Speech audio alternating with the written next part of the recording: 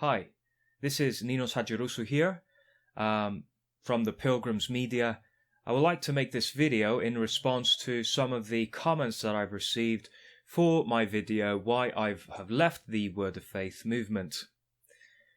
And it's interesting that many that have commented were very encouraging, saying this is a good testimony and etc. There were others of those who hesitated and believed that what I was saying was wrong and error, and that I was painting a broad brush of a small problem. But I can guarantee you that it's not really a small problem at all, because the majority of the charismatic movement actually believes in Word of Faith teaching. And today I want to spend time just with this short video to show you very quickly what are the origins of the Word of Faith movement. Because it became the poster boy of evangelicalism or Christianity today. The media invites people from that movement as representative of Christianity. But I want to show that the origins of the Word of Faith movement are not based on biblical, historical Christianity. And it's important and urgent today that we look back into history for anything that comes new. Must raise eyebrows, and we must always examine all things according to Scripture, Acts 17:11. And there's nothing new under the sun, Ecclesiastes 1 verse 9. So we have to make sure and ask the question, this is an urgent question, where does the Word of Faith movement come from? So where does it come from? Is it related with the Reformation, the Protestant Reformation, Martin Luther and Calvin? Is it related with the early church fathers?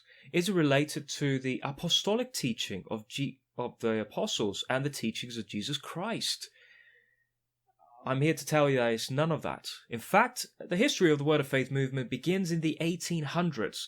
Particularly, it begins with a man called Phineas Parkhurst Gwynby that lived in 1802 to 1866.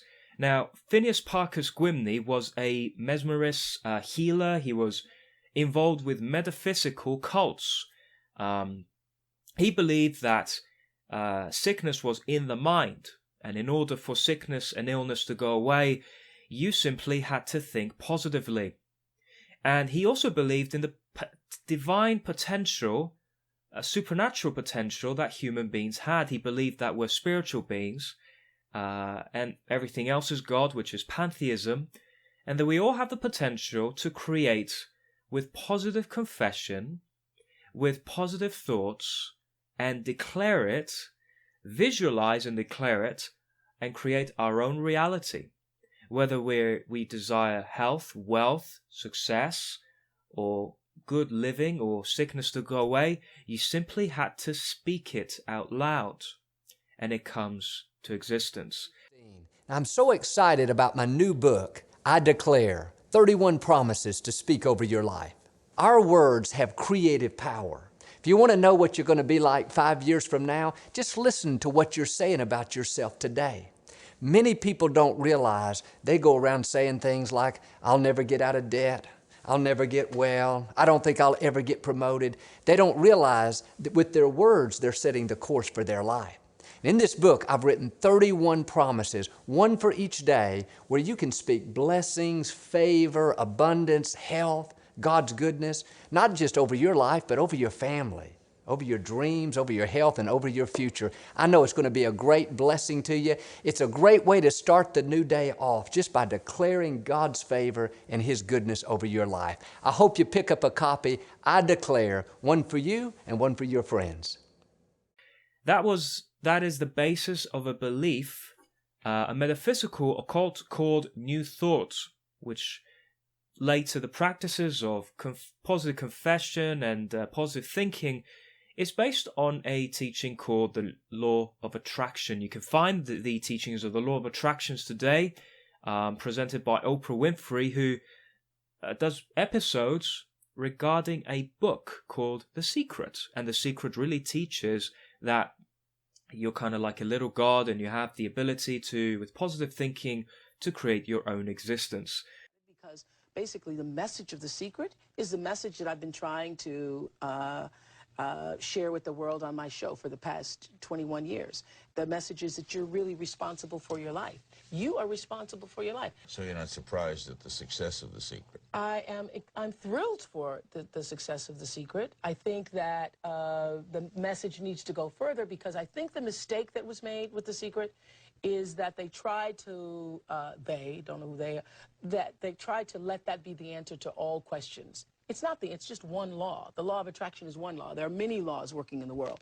But it is very true that the way you think creates reality for yourself. There are other factors going on. So it's not everything, but you really can change your own reality based on the way that you think. This doesn't sound very like Christian, but Phineas Parkhurst Gwynne's teachings were influenced by Mary Baker Eddy, who was the founder of Christian Science. And the teachings of Christian Science were influenced by a man called E.W. Kenyon. Now, some of you from the Word of Faith have heard that name. E.W. Kenyon, who is quoted many, many times by Kenneth Hagin, is known as the father of the Word of Faith movement.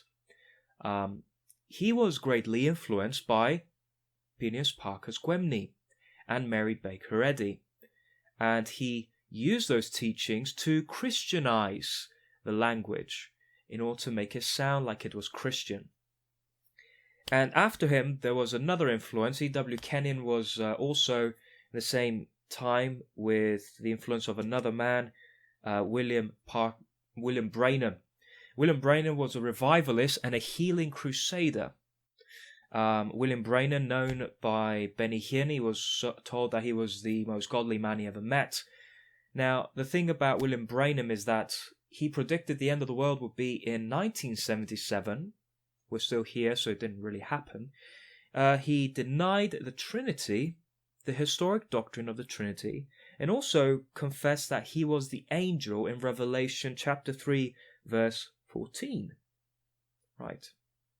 And he did some scandalous things. So basically he's, as we can see, false prophets, false identification, denial of Orthodox Christianity. He was a false teacher.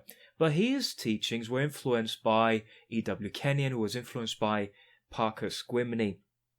And then we go to the modern day promoters of the Word of Faith movement. The first one is, of course, Kenneth Hagin, who died in 2003.